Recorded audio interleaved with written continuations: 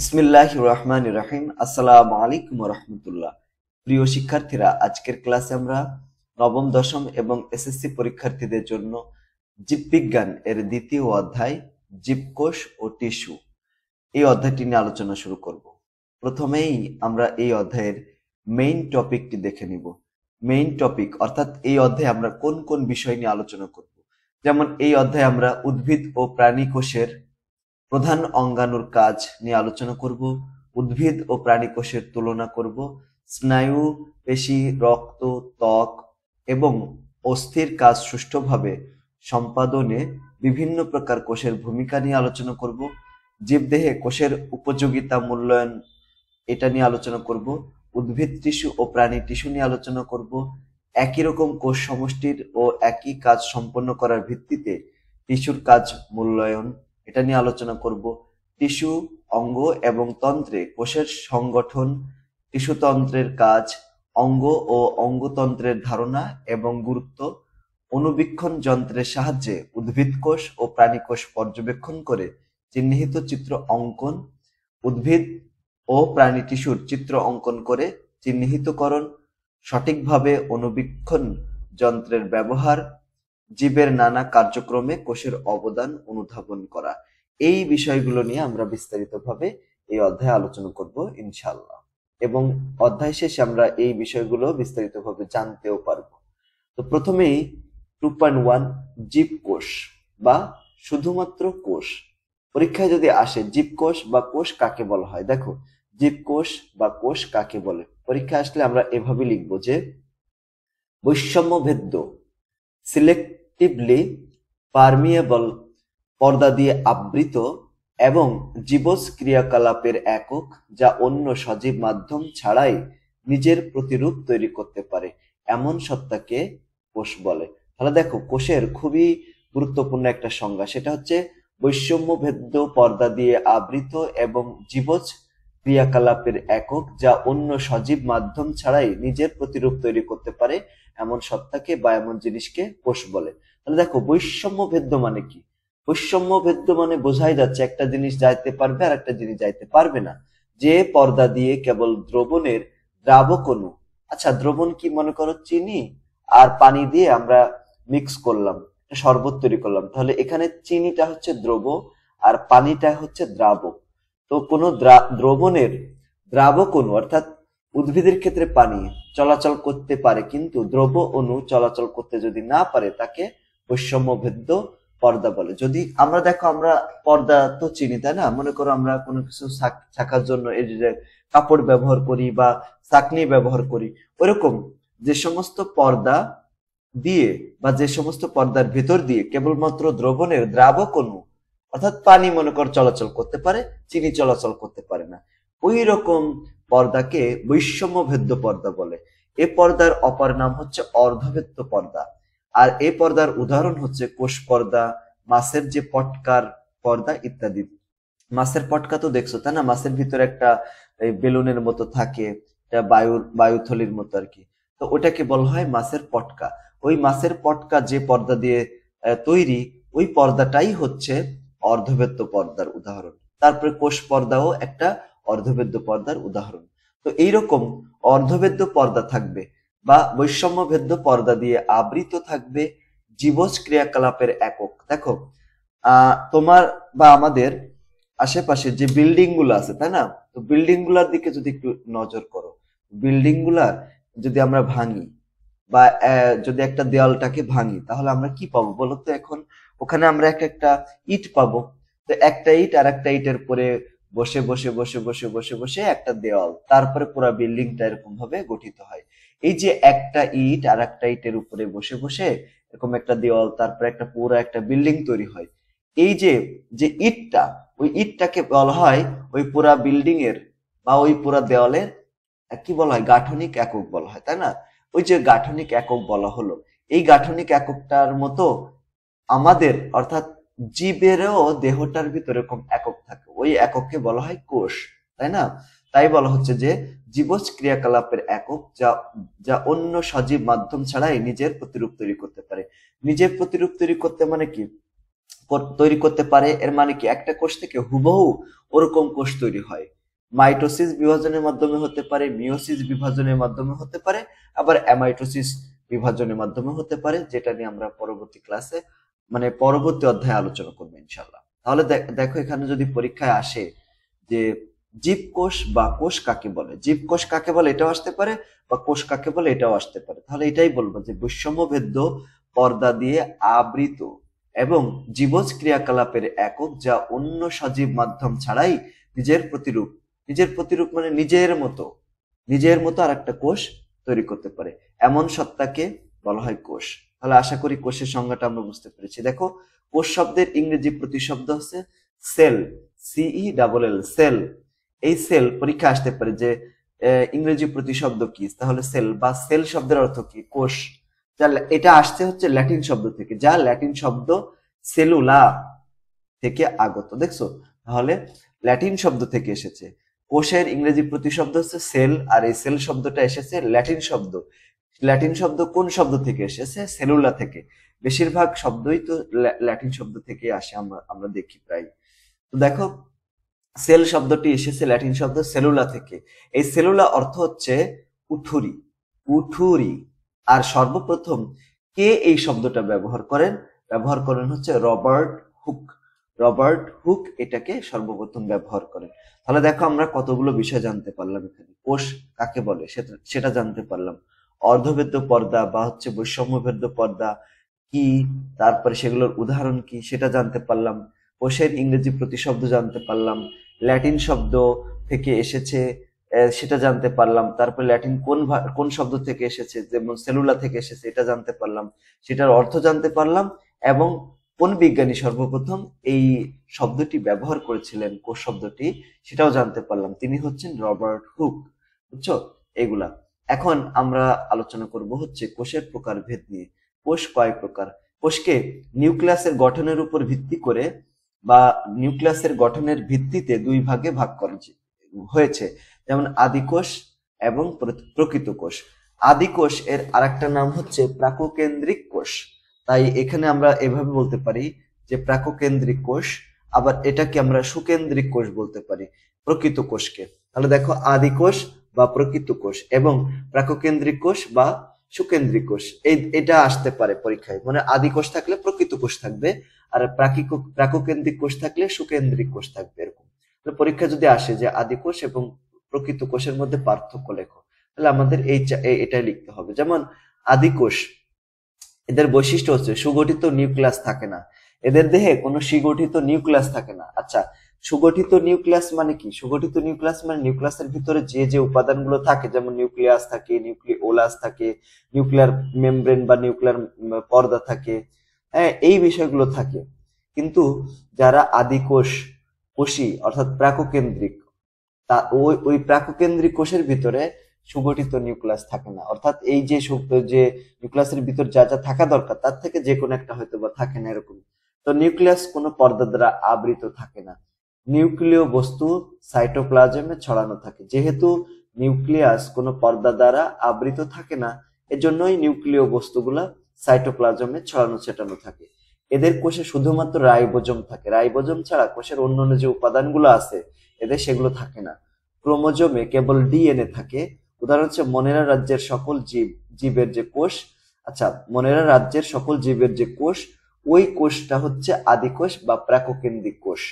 দেখো আবার বলি, উদাহরণ হচ্ছে মনেরা রাজ্যের সকল জীব না, জীবের কোষ, ঠিক আছে, সকল জীবের কোষ, ওই কোষটাই কিন্তু এই যে মনেরা রাজ্যের সকল জীব, যেমন ব্যাকটেরিয়া, এই রাজ্যের যত জীব আছে ওই জীবের কোষটা হচ্ছে আদিকোষ বা প্রাককেন্দ্রিক কোষ, এর উদাহরণ। তারপর দেখো, প্রকৃত কোষ বা সুকেন্দ্রিক কোষের বৈশিষ্ট্য হচ্ছে সুগঠিত নিউক্লিয়াস থাকে, নিউক্লিয়াস পর্দা দ্বারা আবৃত থাকে, নিউক্লিয় বস্তু পরিবেষ্টিত ও সুসংগঠিত, সকল অঙ্গাণু এখানে উপস্থিত থাকে। ক্রোমোজোমে ডিএনএ, প্রোটিন, হিস্টোন এবং অন্যান্য উপাদানও থাকে। উদাহরণের ভিতরে রয়েছে 2 থেকে 4 রাজ্যের, অর্থাৎ দেখো 2 থেকে 5 রাজ্য। 2 থেকে 5 রাজ্য কারা? 2 থেকে 5 রাজ্য হচ্ছে যেমন প্রোটিস্টা, ফানজাই, প্লান্টি, অ্যানিমেলিয়া। দ্বিতীয় রাজ্য হচ্ছে প্রোটিস্টা, তৃতীয় রাজ্য হচ্ছে ফানজাই, তারপরে প্লান্টি, তারপরে অ্যানিমেলিয়া। এই রাজ্যের সকল জীবের যে কোষ, ওই কোষ হচ্ছে এই প্রকৃত কোষ বা সুকেন্দ্রিক কোষের উদাহরণ। তাহলে এখানে হবে কি কোষ, জীবের কোষ, ঠিক আছে, জীবকোষ এগুলো।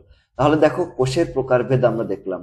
গঠনের উপর ভিত্তি করে, কার গঠন? নিউক্লিয়াসের গঠনের উপর ভিত্তি করে কোষকে দুই রকম ভাবে ভাগ করা যায় বা দুই ভাগে ভাগ করা যায়, সেটা হচ্ছে আদি কোষ এবং প্রাককেন্দ্রিক কোষ বা প্রকৃত কোষ এরকম। এখানে দেখো আমরা প্রকৃত কোষ এবং আদি কোষের চিত্র দেখতে পাচ্ছি। এখানে দেখো এটা হচ্ছে প্রকৃত কোষ। প্রকৃত কোষের ভিতরে দেখো মাইটোকন্ড্রিয়ন রয়েছে, রাইবোজোম রয়েছে, আবরণী আবদ্ধ কেন্দ্রিকা মানে নিউক্লিয়াসের যে আবরণ রয়েছে, নিউক্লিওলাস থাকে, সবগুলো উপাদান ঠিকঠাক থাকে।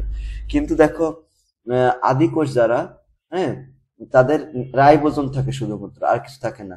এখানে নিউক্লিওয়েড দেখো, এখানে নিউক্লিয়াসের কোনো পর্দা নাই। হ্যাঁ, তা এই বিষয়গুলো, ফ্লাজেলাম থাকতে পারে, তারপরে এগুলো থাকে। কিন্তু দেখো প্রকৃত কোষে সব উপাদানগুলোই থাকে, কিন্তু আদি কোষে সব উপাদানগুলো থাকে না। তাহলে পরীক্ষায় যদি আসে যেদের মধ্যে পার্থক্য, পরীক্ষা আসতে পারে যে আদি কোষ এবং প্রকৃত কোষের পার্থক্য লেখো, অথবা প্রাককেন্দ্রিক কোষ এবং সুকেন্দ্রিক কোষের পার্থক্য লেখো, তখন আমরা এভাবে পার্থক্যটা লিখে দেব। তারপরে দেখো অন্যভাবেও ভাগ করা যায়। যেমন দেখো এখানে কোষের প্রকারভেদ কাজের ভিত্তিতে, কাজের উপর ভিত্তি করেও কোষকে দুই ভাগে ভাগ করা যায়। সেটা একটা হচ্ছে দেহকোষ, হ্যাঁ, সোম্যাটিক সেল, এবং আরেকটা হচ্ছে জনন কোষ বা গ্যামেটিক সেল। তাহলে দেখো নিউক্লিয়াসের গঠনের উপর ভিত্তি করে দুই ভাগে ভাগ করা হয়, সেটা হচ্ছে প্রকৃত কোষ এবং আদি কোষ। আর এখানে কাজের উপর ভিত্তি করে দুই রকম, দেহকোষ এবং জনন কোষ। দেহকোষ বহুকোষী জীবের দেহ গঠন করে।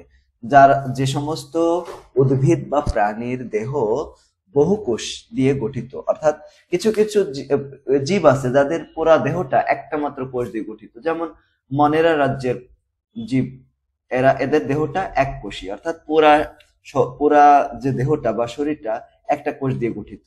আর অন্যান্য রাজ্যের যে উদ্ভিদ বা প্রাণী, ঠিক আছে, তারা বহুকোষী হয়ে থাকে। তো দেখো বহুকোষী মানে আমাদের জীব দেহে, আমাদের দেহে আর কি, মনে করো আমরা মানুষ, আমরা তো বহুকোষী, আমাদের দেহে তো অসংখ্য কোষ রয়েছে, তাই না, কোটি কোটি কোষ রয়েছে।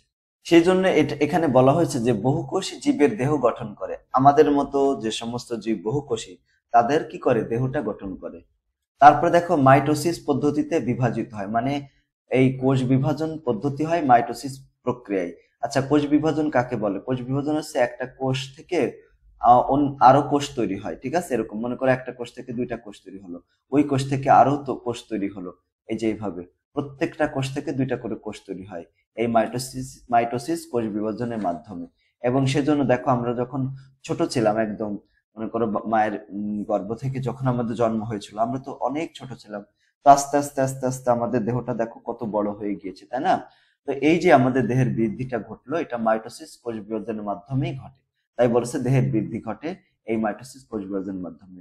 বিভিন্ন তন্ত্র ও অঙ্গ প্রত্যঙ্গ গঠনে অংশ নেয়। দেখো আমাদের শরীরে যত অঙ্গতন্ত্র রয়েছে, যেমন স্নায়ুতন্ত্র রয়েছে, তারপর দেখো এখানে এই যে ব্লাড সেল রয়েছে, মাস্কিউলার যে টিস্যু বা সেল রয়েছে, এইগুলা সবই কিন্তু এই দেহকোষের মাধ্যমে গঠিত হয়ে থাকে। তাই বলা হচ্ছে বিভিন্ন তন্ত্র ও অঙ্গ প্রত্যঙ্গ গঠনে অংশ নেয় কারা, এই জীব দেহকোষটা।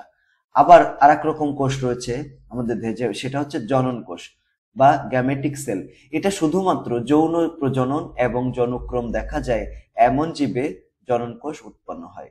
সব জীবে কিন্তু এই জনন কোষ তৈরি হয় না। যে সমস্ত জীব যৌন প্রজনন ঘটায়, হ্যাঁ, মানে যৌন মিলনের মাধ্যমে বংশ বিস্তার করে, সেই সমস্ত জীবেই তো জনন কোষ থাকবে।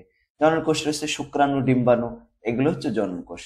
মিওসিস পদ্ধতিতে জনন মাতৃকোষের বিভাজন ঘটে। জনন মাতৃকোষের বিভাজন প্রথম অধ্যায়ে আমরা কিন্তু এই সমস্ত বিষয় নিয়েও বিস্তারিতভাবে আলোচনা করেছিলাম। দেখো এখানে এই যে যৌন মিলনের মাধ্যমেই কিন্তু এই যৌন প্রজননটা ঘটে, তাই না? তো এখানে যেটা ঘটে, শুক্রাণু এবং ডিম্বাণু থাকে। দেখো আমরা এখানে দেখতে পাচ্ছি যে শুক্রাণুগুলো, এই যে শুক্রাণুগুলো, ঠিক আছে, এই শুক্রাণুগুলো কোথা থেকে আসে বলতো? যে শুক্রাণুগুলো আসে হচ্ছে পুরুষের বীর্য থেকে, তাই না? মনে করো পুরুষের বীর্যটা থাকে হচ্ছে 2n সংখ্যক, ওটা থেকে মিওসিস বিভাজনের মাধ্যমে শুক্রাণু তৈরি হয়। শুক্রাণু হচ্ছে n সংখ্যক, এরকম হবে। একইভাবে স্ত্রীদেরও এরকম ডিম্বাণু তৈরি হয়। তো ডিম্বাণু তৈরি হয়, সেটাও মিওসিস বিভাজনের মাধ্যমে অর্ধেক হয়ে যায়, বুঝছো? ক্রোমোজোম সংখ্যা অর্ধেক হয়ে যায়। এই যে টুয়েন সংখ্যক মানে কি, টুয়েন টুয়েন বলতে এখানে ক্রোমোজোম সংখ্যা, মনে করো 46টা ক্রোমোজোম রয়েছে, এখানেও মনে করো 46টা ক্রোমোজোম রয়েছে, এটা অর্ধেক হয়ে যাওয়া মানে এখানে 23টা হয়ে যায় আর কি, 23টি হয়ে যায়, 23টি এবং 23 জোড়া। দেখো এখানে 46টা, এখানে অর্ধেক হয়ে যায় মানে কত, 23টা হয়ে গেল, এখানেও 23টা হয়ে গেল। এইটার পরে আবার যৌন মিলনের মাধ্যমে এই যে এন মানে শুক্রাণু এবং ডিম্বাণু মিলিত হয়ে যায়, মিলিত হয়ে যাওয়ার পরে এবার আবার 2n সংখ্যক হয়ে যায়। তো 2n সংখ্যক মানে কি, এখানে 23 গুণ 2 অর্থাৎ এখানে আবার 46টা ক্রোমোজোম হয়ে যায়, যা ওই যে মাতৃকোষের অনুরূপ হয়ে যায়, বুঝছো? তো এটা হয় হচ্ছে মিওসিস কোষ বিভাজন, এইটাকে বলা হয় মিওসিস কোষ বিভাজনের মাধ্যমে ঘটে, ঠিক আছে না? এখানে এবং এখানে দেখো, এখানে বলতেছে যে অপত্য জনন কোষে ক্রোমোজোমের সংখ্যার অর্ধেক থাকে। দেখো এখানে অপত্য জনন কোষ কোনটা, এই যে শুক্রাণুটা, এটাই একটা অপত্য কোষ, আবার এখানে ডিম্বাণুটা, এটাই একটা অপত্য কোষ। দেখো এখানে ক্রোমোজোম সংখ্যা তো অর্ধেক হয়ে গেছে, যে এখানে 46টা ছিল, এখানে 23টা হয়ে গেল, তাহলে অর্ধেক হয়ে গেল না? এটাই বলা হচ্ছে যে অপত্য জনন কোষে ক্রোমোজোমের সংখ্যার অর্ধেক থাকে। ক্রোমোজোম সংখ্যা কি থাকে, অর্ধেক থাকে, মাতৃকোষের ক্রোমোজোম সংখ্যার অর্ধেক থাকে। পুং এবং স্ত্রী জনন কোষের মিলনের ফলে জাইগোট তৈরি হয়। এই যে পুং এবং স্ত্রী জননকোষ মানে শুক্রাণু, মানুষের ক্ষেত্রে শুক্রাণু এবং ডিম্বাণু মিলিত হয়ে এই যে দেখছো জাইগোটটা তৈরি হয়েছে, এই যে এটাকে বলা হয় জাইগোট। এই জাইগোট বিভাজনের মাধ্যমে তারপরে কি হয় দেখো, এই জাইগোট বারবার বিভাজনের মাধ্যমে, এই জাইগোটটা কিন্তু আর মিওসিস বিভাজন হয় না, এইটা থেকে আবার মাইটোসিস বিভাজন হয়, ঠিক আছে? এটা থেকে দুইটা, এই একটা থেকে দুইটা, দুইটা থেকে চারটা, এইভাবে তৈরি হয়। তো সেটা থেকে পুরাপুরি একটা মানব দেহ গঠিত হয় মানুষের ক্ষেত্রে, বা অন্যান্য জীবের ক্ষেত্রে অন্যান্য জীব গঠিত হয়, বুঝছো? এরকম এভাবে। তো এই যে জাইগোট বারবার বিভাজনের মাধ্যমে জীবদেহ গঠন করে। এই যে, তো আমরা এখানে চিত্রে দেখতে পাচ্ছি, দেখছো এগুলো হচ্ছে সবই শুক্রাণু, এই শুক্রাণুগুলা ডিম্বাণু যে অ্যাটাক করে, এটা হচ্ছে জনন কোষ, এই শুক্রাণুও জনন কোষ, আবার এই যে ডিম্বাণু এটাও কিন্তু জনন কোষ। আশা করি তোমরা এখন এই যে দেহকোষ এবং জনন কোষের মধ্যে পার্থক্য কি সেটা বুঝতে পেরেছো। পরীক্ষায় যদি আসে পার্থক্য আকারে, তাহলে তোমরা এভাবে লিখবা, দেখছো এই যে এরকম করে, যে বহুকোষী জীবের দেহ গঠন করে, আর এগুলো কি করে বলতো, এগুলো হচ্ছে যৌন প্রজনন ও যৌনক্রম দেখা যায় এমন জীবে জনন কোষ উৎপন্ন হয়। মাইটোসিস পদ্ধতিতে এটা বিভাজিত হয়, আর এটা মিওসিস পদ্ধতিতে বিভাজিত হয়, এরকম ভাবে বলবা। তারপর দেখো এই যে অপত্য জনন কোষে ক্রোমোজোমের সংখ্যার অর্ধেক থাকে, আর এখানে কিন্তু অর্ধেক থাকে না, সমান থাকে। মানে দেহকোষে যে বিভাজনটা ঘটে, এই বিভাজনে প্রত্যেকটা কোষের যে অপত্য কোষ তৈরি হয়, অর্থাৎ ডটার সেল বলা হয় এটাকে, এই ডটার সেলের ক্রোমোজোম সংখ্যা মাতৃকোষের ক্রোমোজোম সংখ্যার সমান থাকে, বুঝছো? এরকম আরো কয়েকটা পার্থক্য এখানে দিয়ে দিবা। এরপর দেখো আমরা আলোচনা করব হচ্ছে উদ্ভিদ ও প্রাণী কোষের প্রধান অঙ্গাণু এবং তাদের কাজ। মেইন যে অঙ্গাণুগুলো আছে, উদ্ভিদ কোষের ভিতরে কি কি অঙ্গাণুগুলো থাকে মেইন, আর প্রাণী কোষের ভিতরে প্রধান কোন কোন অঙ্গাণুগুলো থাকে। যেমন উদ্ভিদ কোষের ভিতরে থাকে হচ্ছে অনেকগুলো উপাদানই থাকে, অনেক উপাদান থাকে, তাই না? আমরা এটা নিয়ে আলোচনা করব। যেমন উদ্ভিদ কোষে থাকেছে প্লাজমোডেসমাটা, তারপরে 2 নম্বর দেখো ক্লোরোপ্লাস্ট, মাইটোকন্ড্রিয়া, কোষঝিল্লি, তারপরে 5 নম্বর পারক্সিজম, কোষপ্রাচীর, গোলগি বডি বা গোলজি বস্তু, সাইটোপ্লাজম, লিউকোপ্লাস্ট, অমসৃণ endoplasmic reticulum, nucleus, nucleolus, nuclear membrane, ribosome, কোষকঙ্কাল, মসৃণ এন্ডোপ্লাজমিক রেটিকুলাম, এগুলো থাকে।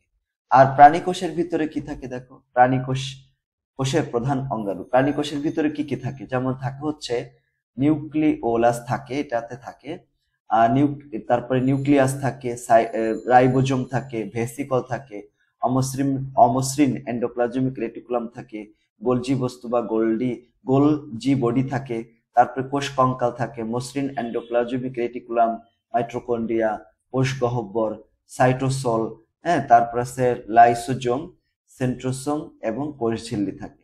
তো এইগুলো হচ্ছে প্রাণী কোষ এবং উদ্ভিদ কোষের ভিতরে থাকে। তাহলে তুমি দেখবা যে এখানে কোনগুলো প্রাণী কোষের ভিতরে থাকে আর কোনগুলো উদ্ভিদ কোষের ভিতরে থাকে। কিছু কতগুলো আছে যেমন দুইটার ভিতরেই থাকে, তাই না? অনেকগুলো, যেমন কোষ, যেমন তোমার দেখো নিউক্লিয়াস, নিউক্লিওলাস, এগুলো তো দুইটার ভিতরে থাকে। আবার কতগুলো আছে উদ্ভিদ কোষে আছে, প্রাণী কোষে নাই। যেমন দেখো উদ্ভিদ কোষে ক্লোরোপ্লাস্ট আছে বা হচ্ছে প্লাস্টিড আছে, প্রাণী কোষে প্লাস্টিড নাই। তোমাদের এই পার্থক্যটা দেখবা, ঠিক আছে? এখানে দেখো ছবি, দেওয়া হয়েছে। এখানে তোমরা সুন্দর করে এরকম চিত্র অঙ্কন করবা। পরীক্ষায় চিত্র আসবে না, কিন্তু এটা আঁকলে বা অঙ্কন করা থাকলে তোমরা অনেক কিছু জানতে পারবা এই বিষয়গুলো। যেমন এখানে উদ্ভিদ কোষের কোনটা কি, যেমন এটা হচ্ছে কোষ গহ্বর, ঠিক আছে। আর কোষ প্রাচীর হচ্ছে যেটা এটা, তারপরে এই যে এটা হচ্ছে লাইসোজোম, ঠিক আছে। এই যে অংশটা এটা হচ্ছে ক্লোরোপ্লাস্ট, এটা হচ্ছে মাইটোকন্ড্রিয়া, একটা একটা এরকম, ঠিক আছে। তারপরে দেখো গোলজি বস্তু, এটা নিউক্লিয়াস, এটা নিউক্লিয়াসের ভিতরে কতগুলো উপাদান থাকে, নিউক্লিওলাস, নিউক্লিয়ার মেমব্রেন থাকে, আরো কত কিছু থাকে। আর এগুলো হচ্ছে অমসৃণ এন্ডোপ্লাজমিক রেটিকুলাম, মসৃণ এন্ডোপ্লাজমিক রেটিকুলাম। এগুলা প্রাণী কোষের ক্ষেত্রেও সেম এরকম আছে, এগুলোকে মাইক্রোভিলাই বলা হয়, এটা আছে গহ্বর। তারপরে দেখো এখানে মাইটোকন্ড্রিয়া, যেটা আছে মাইটোকন্ড্রিয়া, এটা হচ্ছে এন্ডোপ্লাজমিক রেটিকুলাম মসৃণ যেটা, ঠিক আছে। এরপরে এটা আছে গোলজি বস্তু, সেন্ট্রোসোম রয়েছে, ঠিক আছে। আবার এটা নিউক্লিয়াস, এর ভিতরে আবার অনেকগুলো উপাদান আছে, তাই না। তো এখানে আবার এটা হচ্ছে এই এন্ডোপ্লাজমিক রেটিকুলামে যেটা, এটা হচ্ছে অমসৃণ, এটা হচ্ছে মসৃণ থাকে আবার অমসৃণ থাকে। তো এই উপাদানগুলো আমরা সুন্দর করে আয়ত্ত করব। তো আজকের ক্লাসটা এই পর্যন্ত, ইনশাল্লাহ পরবর্তী ক্লাস আমরা এরপর থেকে আলোচনা।